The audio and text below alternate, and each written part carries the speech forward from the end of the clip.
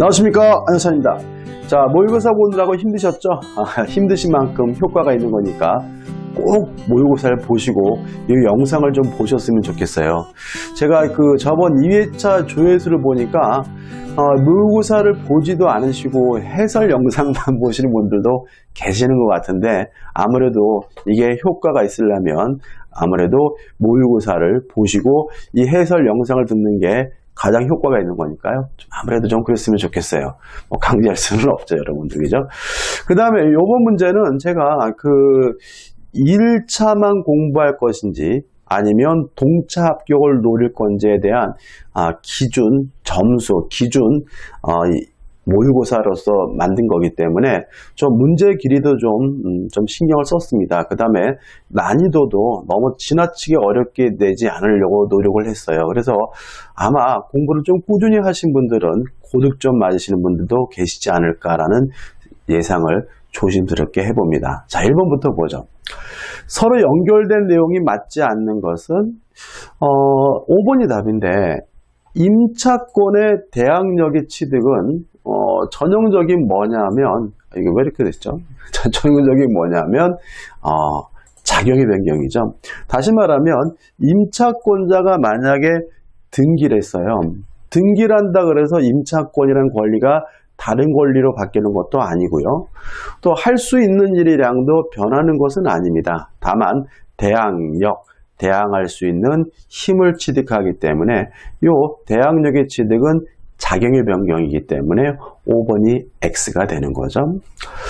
의외로 또 많이 틀렸을 것 같아요. 다음 중 무효가 아닌 것은, 자, 1번이 답입니다. 자, 왜냐하면 매매 목적물이 계약 체결 다음날 멸실됐어요. 그러면 후발적 불능이죠. 후발적 불능인 법률행위는 유효하니까 답은 뭐죠? 1번이에요.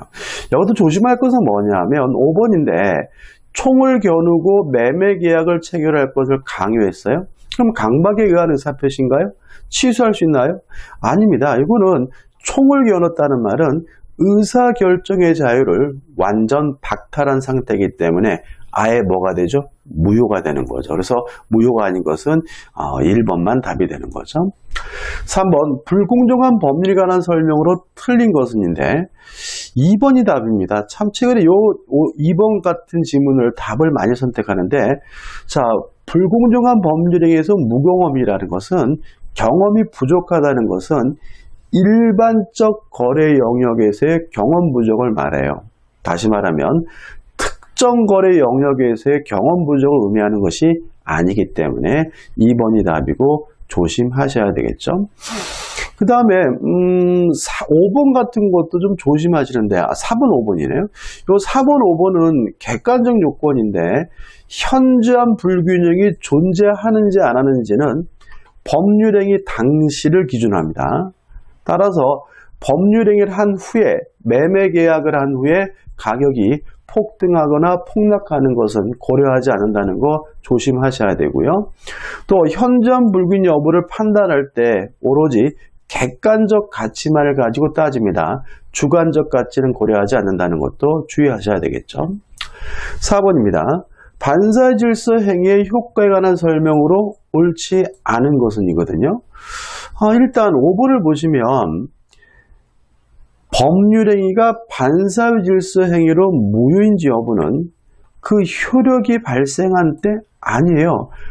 법률 행위 시를 기준으로 합니다. 다시 말하면 매매계약이면 매매계약할 때를 기준으로 해서 반사회적인지 아닌지 여부를 판단해야 되기 때문에 그 효력이 발생한 때 X가 되고요. 답은 뭐죠? 5번이 되는 거죠. 자, 5번 문제입니다. 다음 중 동계착오를 이유로 법률행위를 취소하기 위한 요건이 아닌 것은, 자, 동계착오를 이유로 취소하려면 어떻게 해야 돼요? 그 동기가 표시가 되거나 아니면 상대방으로부터 유발된 경우에 착오를 이유로 취소할 수 있거든요. 자, 1번과 2번은 표시되어야 된다는 거죠. 동기가 표시되어야 한다. 표시했으니까 해석상 내용으로 되어 있어야 된다, 이런 얘기고, 그 다음에 3번은 당연히 중요 부분이어야 되겠죠. 그 다음에 5번 뭐가 없어야 됩니까? 중대한 과실이 없어야 돼요. 답은 4번인데 왜냐하면 표시가 되면 되지 그 동기에 대해서 합의까지는 할 필요 없다는 것이 우리 판례 입장이기 때문에 답은 4번이 되는 거죠. 6번 문제입니다. 다음 중 민법에 의하여 보호받는 제3자가 아닌 것은 이거든요. 일단 제3자의 개념은 당사자 및 포괄승계인을 제외한 사람 중에서 새롭게 이해관계를 가진 사람만이 제3자거든요.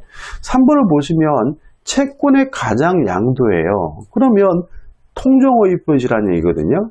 근데 채무자 언제 돈 빌렸겠어요? 가장 양도가 이루어지기 전에 돈 빌렸으니까 새롭지 않고요. 이해관계도 없습니다. 따라서 답은 3번이 되고 요 제3자이냐 아니냐 볼 때 요 3번도 참 답으로 많이 선택하고 있으니까 꼭 기억해 두시기 바랍니다. 7번입니다. 의사표시 효력 발생 시에 관한 다음 기술 중 옳지 않은 거죠. 일단 의사표시 효력 발생은 도달이 되면 효과가 발생이 되거든요. 도달이 되려면 지배 영역에 진입하고 요지 가능성이 있어야 돼요. 근데 1번 같은 경우는 수신인 기재가 명료하지 않아 서신을 개보정하지 않고 있다면 요지 가능성이 결여되어 있기 때문에 도달되지 않고요. 따라서 1번은 맞는 지문이겠죠.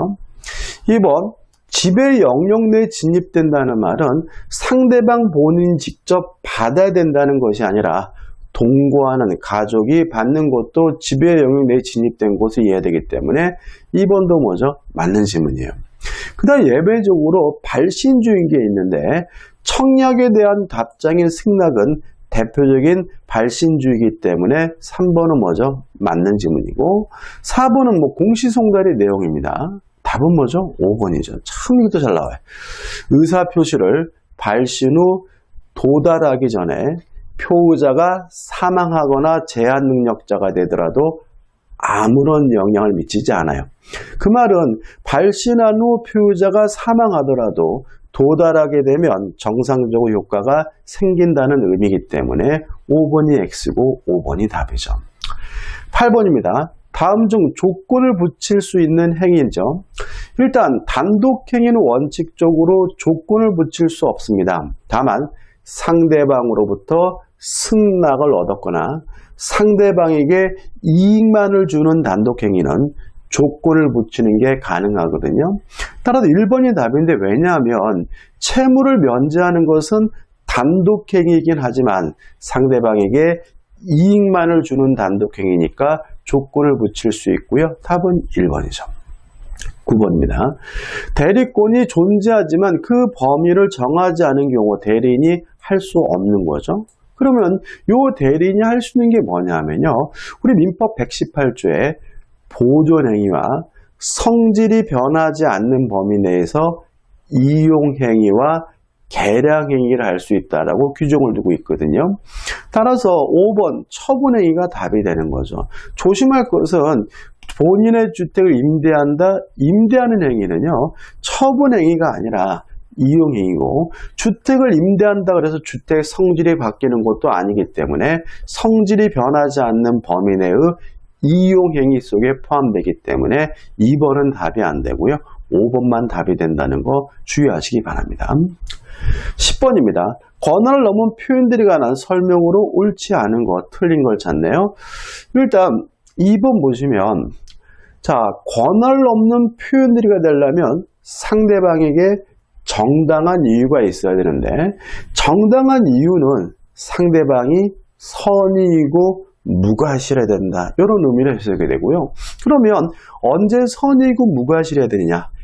대리 행위를 할 때를 기준으로 합니다. 따라서 정당한 이유 유무는 대리 행위 당시와 그 이후의 사정을 고려하여 판단한다. X입니다. 오로지 뭐만 가지고요? 대리 행위할 당시만 가지고 판단하기 때문에 답은 2번이 되는 거죠. 그 다음에 5번 같은 것도 참 잘 나오는데 자 우리가 모든 책임은 유효함을 전제로 하거든요. 다시 말하면 이미 그 법률행위가 무효라면 책임을 논할 이유는 없는 거고요. 무권 대리니 표현 대리니 따질 필요도 없는 거거든요. 따라서 강행 규정을 위반해서 무효면 표현대리니 무권대리니 따질 필요가 없는 것이니까 표현대리가 인정되지 않는다는 지문은 맞는 지문이고 항상 조심하셔야 됩니다. 11번입니다. 다음 중 갑이 을 또는 병에 대하여 소유물 반환 주거권 행사할 수 없는 경우는이죠. 일단 갑 소유 물건이 절취의 점이 당연히 뭐 내 거니까 돌려달라 할 수 있겠죠. 2번, 을은 갑의 복사기를 3개월간 임차하였고, 그러면 갑이 이 복사기의 소유자네요. 계약 당시 갑은 을에게 전대를 허용하였다. 그런데 임대차 기간이 경과한 사실을 모르고 을이 병에게 복사기를 전대했어요. 그러면 임대차 계약이 끝났기 때문에 전대한 것은 적법한 것이 않고요. 따라서 갑은 자신의 소유권을 이유로 병에게 반환을 청구하는 것이 가능하죠. 3번, 갑이 만취된 상태입니다. 만취된 상태면은 의사무능력자죠. 의사무능력자의 법률행위는 무효니까 갑과 자기 소유 도자기의 증여계약을 맺었다면 이 증여계약은 무효이기 때문에 인도했더라도 돌려달라고 소유권을 이유로 반환을 청구하는 것이 가능하죠. 5번부터 볼까요? 5번. 오로지 채권자 병의 강제 집행을 면탈할 목적으로 채무자 갑이 자기 소유 부동산을 이를 알고 있는 을에게 매매를 가장했어요. 그러면 통정어휘 표시고요. 통정어휘 표시는 무효니까 갑은 을에게 소유권을 이유로 반환을 청구하는 것이 가능합니다. 다음 4번이에요. 자, 보시면 착오로 매매 계약을 체결한 갑이 그 사실을 알고 그러면 착오 상태에서 벗어난 거죠. 을에게 매매 목적물을 인도했어요. 그러면 취득한 권리를 처분한 겁니다.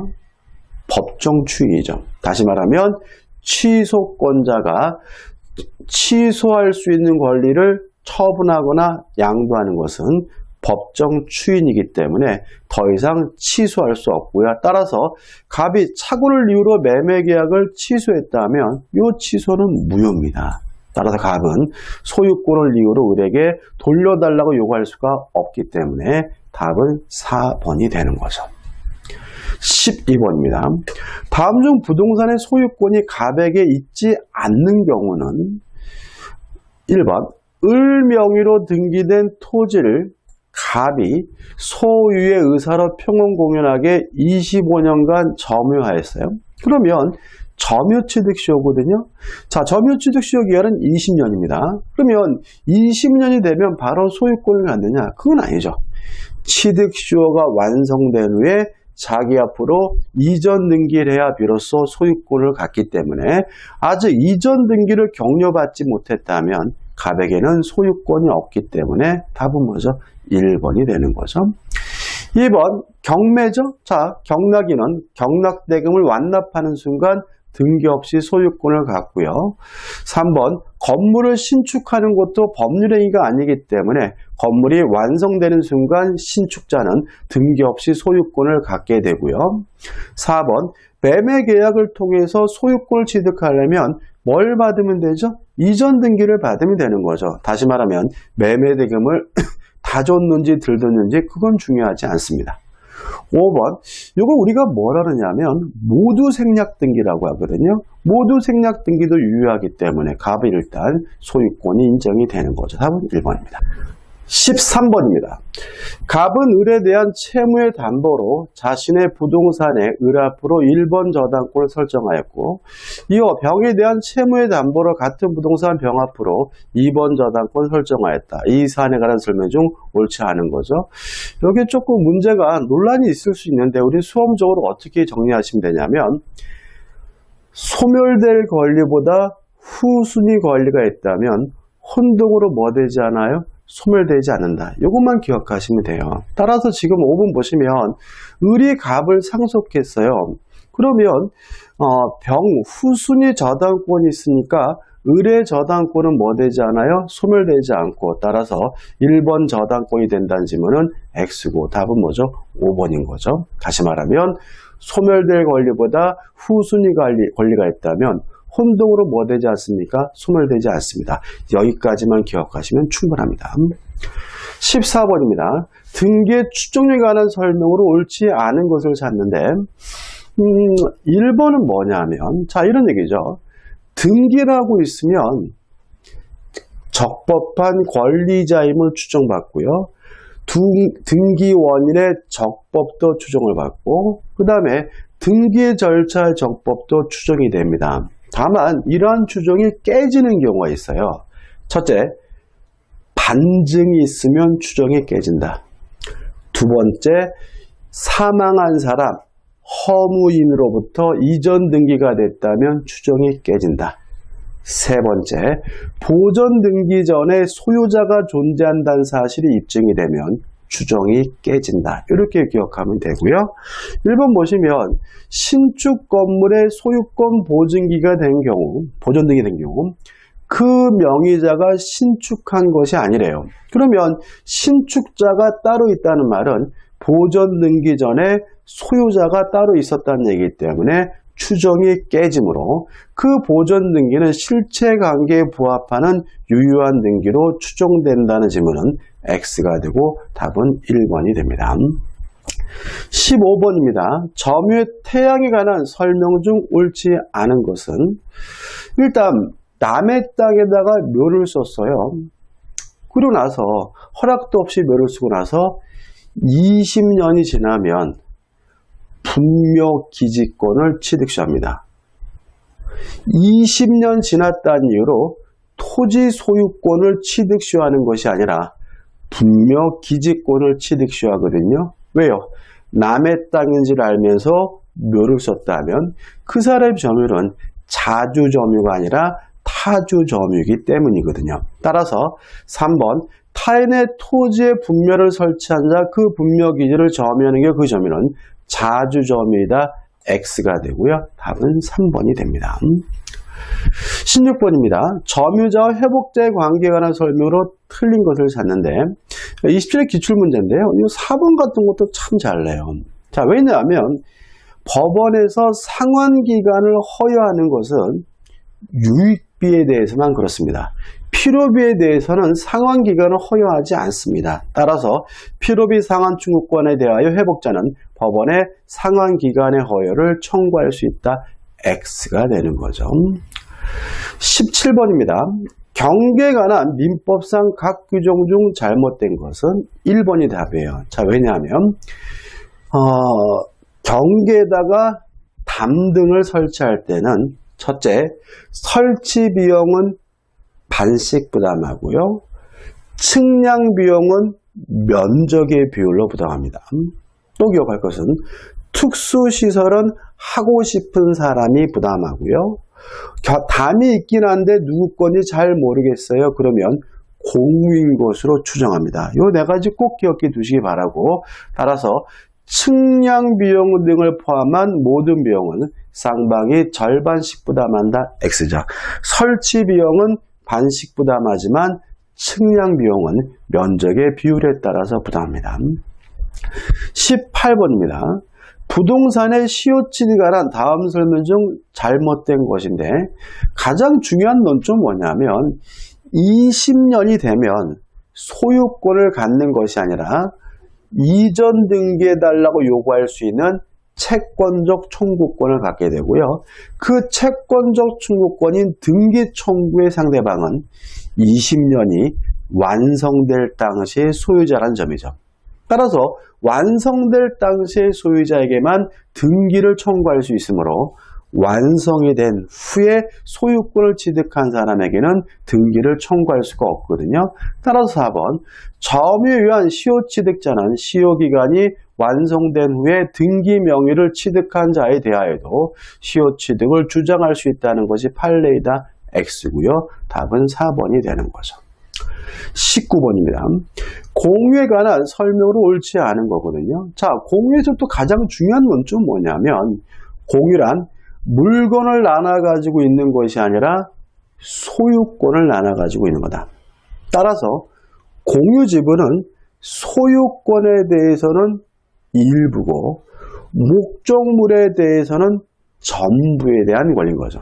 따라서 목적물에 대한 반환 청구나 방해 제거, 방해 예방은 전부에 대해서 청구하지만 손해배상이나 부당이득 반환은 전부에 대해서 청구하는 것이 아니라 지분 범위 내에서만 청구하거든요. 따라서 3번처럼 손해의 전부를 청구할 수 있다. X가 되고요. 가장 중요한 논점입니다. 20번입니다. 지상권에 관한 다음 기술 중 틀린 것은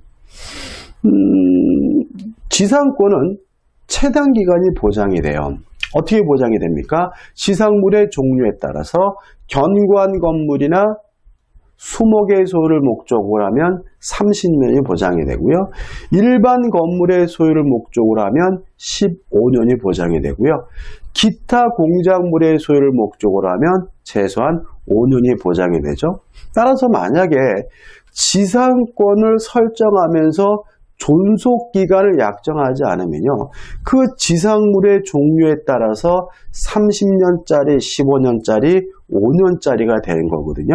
따라서 이번처럼 지상권의 존속기간의 약정이 없으면 무기한 존속한다는 질문은 X고 2번이 답이 되는 거죠. 21번입니다. 지역권에 관한 설명으로 옳지 않은 것은 이것도 아주 기본적인 걸 넣어놨어요. 자, 승역지와 요역지는 떨어져 있어도 상관은 없습니다. 따라서 4번 승역지와 요역지는 서로 인접하여 하며 X가 되고요. 답은 4번이 되는 거죠. 22번입니다. 전세권에 관한 다음 설명 중 틀린 것을 찾는데 일단 5번이 답이에요. 이것도 아주 기본이고 핵심이거든요. 자, 우리가 물권은 뭔가요? 직접 지배권이죠. 따라서 스스로 알아서 직접 지배되는 것이므로 원칙적으로 물권자는 고장난 것이 있으면 스스로 고쳐야 돼요. 그래서 모든 용익물권, 지상권, 지역권, 전세권은 수리비, 필요비 상한을 청구할 수가 없습니다. 꼭 기억해 두셔야 되고요. 답은 5번이고 다만 유익비 상한은 청구할 수가 있죠. 23번입니다. 갑은 자기 소유 X건물의 전면적 수리를 을에게 의뢰하였고 대금 지급기일이 경과했음에도 그 대금을 지급함이 없이 수리를 완료한 을에게 건물의 반환을 요구한다. 다음 중 틀린 거죠. 그러면 이 건물의 수리비는 목적물에 관해 생긴 채권이니까 을은 뭘 행사할 수 있죠? 유치권을 행사할 수가 있으니까 1번은 맞는 질문이고 또 유치권자도 경매권이 있거든요. 따라서 2번도 맞습니다.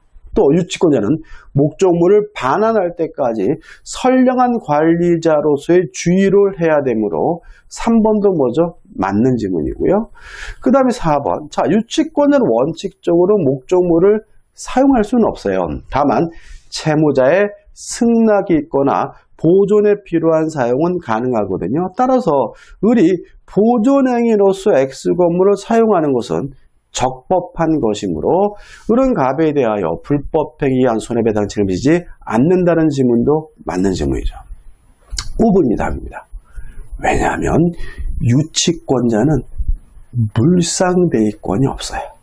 꼭 기억해 두세요. 따라서 을의 가실 없이 X건물이 소실된 경우 우리는 갑의 화재보험금 청구권에 미친다는 질문은 X가 되고 유치권자에게 물상대위권이 없다는 거 꼭 기억해 두셔야 됩니다.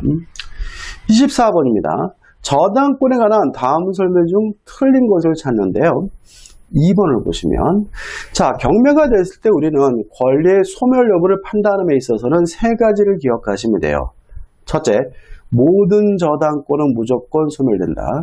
두 번째, 용익권의 소멸 여부는 최우선순위 저당권과 비교해서 소멸 여부를 판단한다. 세 번째, 유치권은 원칙적으로 경매가 되더라도 소멸되지 않는다. 따라서 경매가 이루어지게 되면 누가 신청하든지 간에 모든 저당권은 무조건 소멸돼야 되므로 2번.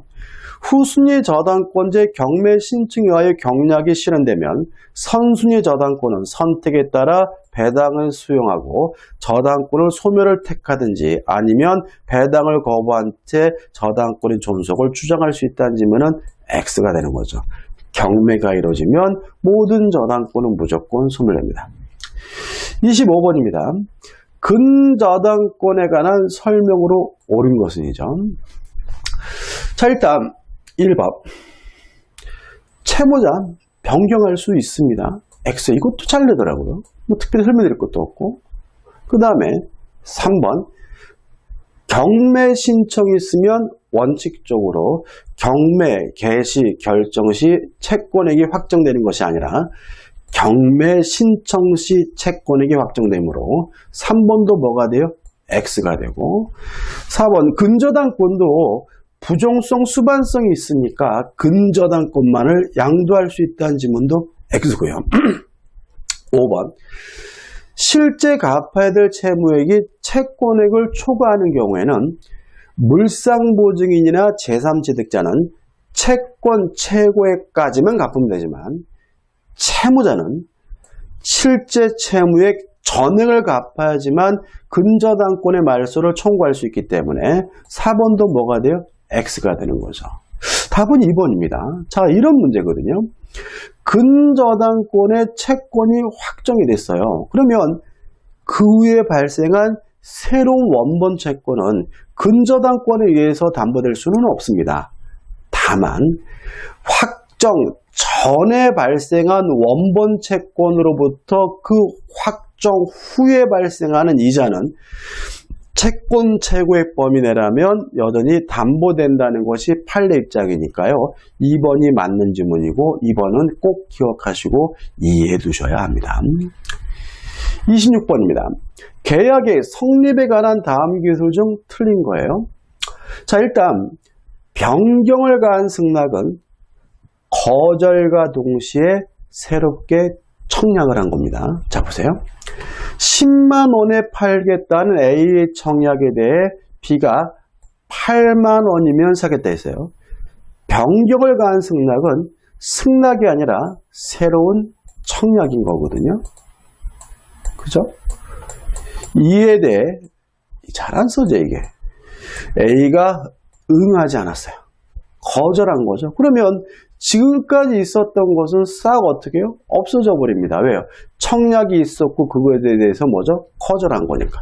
따라서 B가 처음대로 10만 원에 사겠다는 것은 새로운 청약이고 계약이 성립되려면 A가 그러자라고 승낙을 해야 비로소 계약이 성립되기 때문에 10만 원의 매매 계약이 체결된 것이 된다는 지문은 X고요. 답은 3번이 되는 거죠. 27번이죠. 동시이해 항변권에 관한 다음 기술 중 옳지 않은 것 틀린 거죠. 1번이 답인데 상당한 다른 담보를 제공하고 했다는 이유로 소멸을 청구할 수 있는 것은 유치권만 그런 거예요.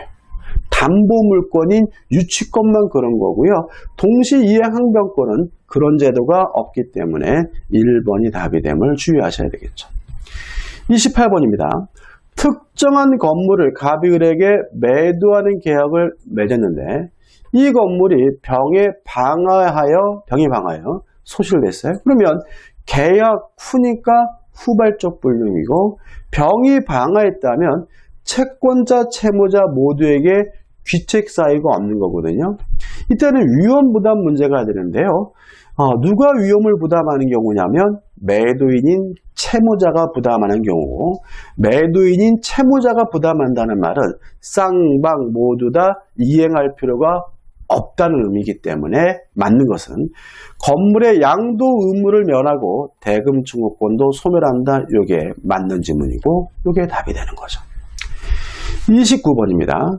금전 소비 대차 계약이 가하여 병에게 1억 원을 지급해야 하는 갑은 자기 소유 대지를 1억 원에 매수한 일과 합의하여 을이 그 매매 대금을 병에게 지급하기로 했어요. 그러면 전형적인 제3자를 위한 계약이거든요. 지금 갑과 을이 만나서 매매 계약을 하면서 이 매매 대금을 병에게 지급하기로 했다면 이 갑을 우리가 요약자라고 하고 을을 낙약자라고 하고 병을 수익자 또는 제3자라 하거든요. 이 제3자를 위한 계약에서 항상 조심할 것은 뭐냐면 이 갑과 병 간의 관계를 대가관계라고 하고, 요 갑과 병 간의 관계, 대가관계는 수익관계에 아무런 영향을 주지 않습니다. 따라서 병이 갑에게 빌려준 것이 무효라는 사실이 밝혀졌더라도 을은 계약 내용대로 병에게 대금을 뭘 해야 되냐면 지급을 해야 되거든요. 따라서 2번, 을은 갑과 병사의 계약이 무효라는 것을 알더라도 병의 지급 요구를 거절할 수 없다. 대금을 지급해야 된다. 맞는 지문이고요. 답은 2번입니다. 1번은 X예요. 왜냐하면 병이 을에게 직접 이행해달라고 돈 달라고 청구할 수 있는 채권은 병이 수익의 의사표시를 해야 취득하게 되므로 1번은 X가 되고요. 2번, 병은 매매계약의 당사자가 아니기 때문에 병 스스로 매매계약을 해지할 수 없으므로 3번도 뭐가 돼요? X가 되고요. 그 다음에 4번, 병이 수익의 의사표시를 한 후라 하더라도 착오다, 사기다, 강박이다라는 법정 취소 사유가 있다면 취소하는 것이 가능하기 때문에 4번은 뭐죠? X가 되고요. 또 채무불이행을 이유로 한 해제도 가능하고 그때 물론 병으로부터 동의를 받을 필요는 없기 때문에 5번도 X가 됩니다. 답은 2번이죠. 30번입니다. 계약금에 관한 설명으로 틀린 것은 일단 4번이 답인데 토지거래 허가구역이에요. 유동적 무효죠. 유동적 무효 상태라 하더라도 계약금 계약은 유효합니다.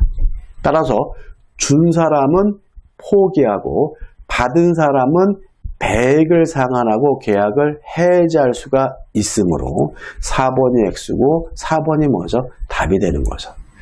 31번입니다. 다음 중 매수인은 선임 무과실을 요건으로 하는 매도인의 담보 책임. 물건의 하자죠. 답은 3번이고 꼭 기억해 두셔야 되겠죠. 다른 것들은 아닌데 물건의 하자에 대해서 매수인이 매도인에게 담보 책임을 물으려면 매수인은 선이고 무과시해야 된다는 거 꼭 기억해 두시기 바랍니다. 32번입니다. 계약 해지에 관한 다음 설명 중 옳지 않은 것을 찾는데 3번이 답입니다. 자, 이런 얘기거든요.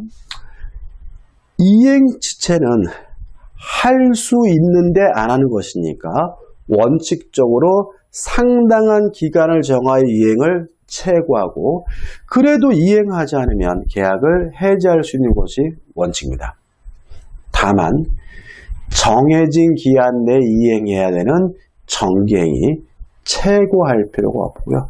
두 번째, 상대방이 불이행의 의사를 표시한 경우에도 최고 없이 계약을 해지할 수 있어요.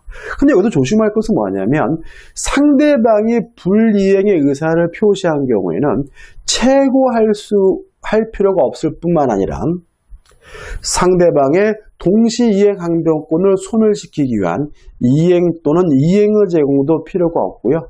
또 안 하겠다는 놈을 위해서 굳이 기다릴 필요가 없다. 이행기까지 기다릴 필요는 없거든요. 따라서 3번 이행기를 경과한 후에야 비로소 해제권 행사할 수 있다. X가 되고 답은 3번이고 중요한 내용입니다. 33번입니다. 임대차에 관한 다음 기술 중 옳은 것을 찾는데 2번이 답입니다. 자, 일단 임대는 적극적으로 사용 수익하게 해줄 의무가 있고요. 사용 수익하게 해주기 위한 보존에 필요한 행위에 대해서 임차인은 거절하지 못합니다. 맞고요. 다만 이러한 보존 행위를 해서 임차인이 임대차의 목적을 달성하지 못하는 경우에는 임대차 계약을 해지할 수 있을 뿐이라는 것까지 꼭 기억해 두시기 바랍니다. 그 다음에 34번이죠. 갑은 자기 소유 X상가 건물 을에게 보증금 1억 원, 월세 1,000만 원이에요. 그러면 환산해 보시면은 월세 곱하기 100이니까 이게 이미 뭐예요? 10억이죠. 그러면 11억입니다. 아무리 서울 지역을 기준으로 해도 9억을 초과하게 되면 상가 건물 임대차 보호법이 적용되는 게 아니라 민법이 적용되거든요. 따라서 이 문제는 상가 건물 임대차 보호법 문제가 아니라 민법상 임대차가 관한 문제고요. 유지비 200만원, 계량비 800만원을 지출하고 그 갑이 임대 내지를 승계시키지 않은지 갑에게 X금을 병에게 양도했어요. 그러면 결국 이거는 유치권에 관한 문제죠. 다시 말하면 을은 유지비, 필요비죠. 계량비, 유익비 요 합쳐서 1000만원에 대해서 유치권을 이유로 새로운 소유자인 병에게 반환을 거부하는 것이 가능하거든요. 근데 조심할 것은 반환을 거부할 수 있을 뿐 병에게 직접 비용을 청구할 수 없다는 것이 판례 입장이므로 답은 뭐죠? 2번이 되는 거죠. 32번입니다. 5번입니다. 주택임대차의 갱신과 관련하여 틀리게 설명한 것은? 자, 일단 1번과 2번은 요건인데, 자, 주택임대차가 법정갱신이 되면 존속기간은 또다시 2년이거든요. 따라서 임대차의 존속기간은 그 정함이 없는 것으로 본다. X고요. 답은 3번이 되는 거죠. 36번입니다. 틀린 것을 찾는데 상가 건물 임대차는 최소한 몇 년이 보장이 되냐면 1년이 보장이 돼요. 따라서 1년 미만으로 정했다면 그래도 임대인은 최소한 몇 년은 보장해 줘야 돼요? 1년은 보장해 줘야 되니까 1번이 뭐가 돼요? X가 되는 거죠. 37번입니다. 집합 건물의 소유 및 관리 등에 관한 법률상 의결사항 중에서 구분 소유자 및 결의권의 각 4분의 3의 찬성을 필요로 하지 않는 거. 이 의결 정수를 꼭 암기해 두시기 바라고요. 1번이 답입니다. 이 행위 정지 청구는 통상의 집회결의 과반수의 찬성으로 하고요. 나머지 것들 요 세 가지는 다 4분의 3 이상의 찬성이 필요하다는 거 꼭 기억해 두셔야 되겠죠. 38번입니다. 가등기 담보등한 법률이 규제하는 담보 형태가 아닌 거예요. 일단 가등기 담보법은 가등기 담보뿐만 아니라 양도 담보, 매도 담보에도 적용이 돼요.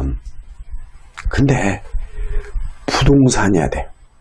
동산에 대한 양도담보나 동산에 대한 매도담보에 대해서는 가등기담보법이 적용되지 않으므로 1번 돈 10만 원을 빌리면서 그 담보로 100만 원 상당의 다해와 반지를 양도했다. 그러면 동산에 대한 양도담보이기 때문에 가등기담보법이 적용되지 않고요. 답은 1번이 되는 거죠. 39번입니다. 가등기 담보등한 법률에 대한 설명을 틀린 건데, 자, 청산금은 어떻게 계산하냐면 목적물의 가액에서 가등기 담보권자 자신이 받을 채권액과 자신보다 선순위 권리자가 받을 채권액을 합산해서 공제하면 청산금이 되거든요. 자, 왜 그러냐면 가등기 담보가 실행이 되면 가등기 담보보다 선순위 권리는 소멸되지 않고요. 후순위 권리는 무조건 소멸돼요. 따라서 청산금을 계산할 때 소멸되지 않는 선순위 권리자에게 줄 돈은 미리 빼야 되니까 자기 받을 돈과 줄 돈을 합산해서 공제하면 되거든요. 물론 자신보다 후순위 권리자가 받을 돈은 가등기 담보권자가 뭐 할 바는 아니에요? 신경 쓸 바는 아닙니다. 따라서 3번 청산금은 실행 통지 당시 목적 부동산의 가액에서 그 시점에 목적 부동산에 존재하는 모든 피담보 채권의 후순위 권리자가 받을 돈을 공제하지 않으므로 모든 피담보 채권을 공제한 차익이다. X고요. 답은 3번이 됩니다. 40번입니다.